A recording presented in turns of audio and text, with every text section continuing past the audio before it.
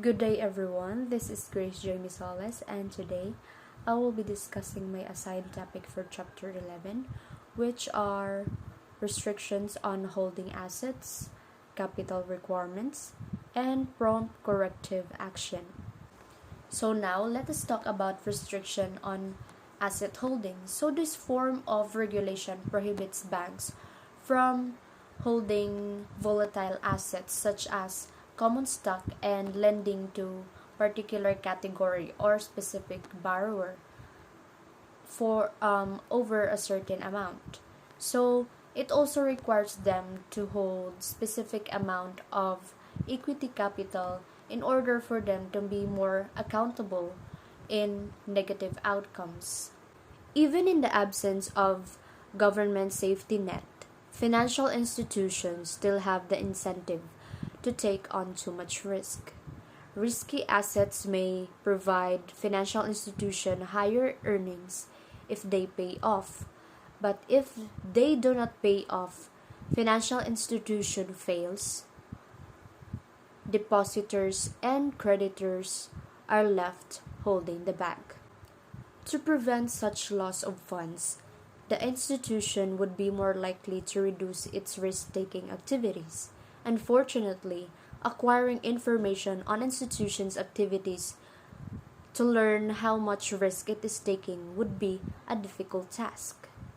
Hence, most depositors and creditors are incapable of imposing discipline that can prevent financial institutions to engage in risky activities. Now, let us talk about capital requirements. Capital requirements are another way of minimizing moral hazard at a financial institution. When a financial institution is forced to hold a large amount of equity capital, the institution has more to lose if it fails, and by this, it is more likely to pursue less risky activities. Capital requirements for banks has two forms. The first type is based on leverage ratio, the amount of capital divided by the bank's total assets. To be classified as well capitalized, a bank's leverage ratio must exceed 5%, and a lower leverage ratio, especially one below 3%, triggers the increase in regulatory restriction on banks. The second type is the Basel Accord, which require that banks hold as capital at least 8% of their risk-weighted asset, has been adopted by more than 100 countries including the United States. Assets and off-balance sheet activities were allocated into 4 categories, each with a different weight to reflect the degree of credit risk. The first category carries a 0 and includes all items that have little default risk, such as reserves and government securities issued by Organization of Economic Cooperation and Development countries. The second category has 20% weight and includes claims on banks in OECD countries. The third category has weight of 50% and includes municipal bonds and residential mortgages.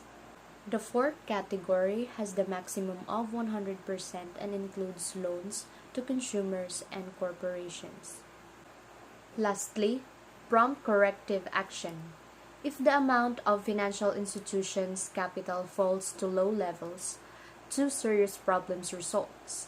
First, the bank is more likely to fail because it has a smaller capital cushion if it suffers loan losses or other asset write-downs.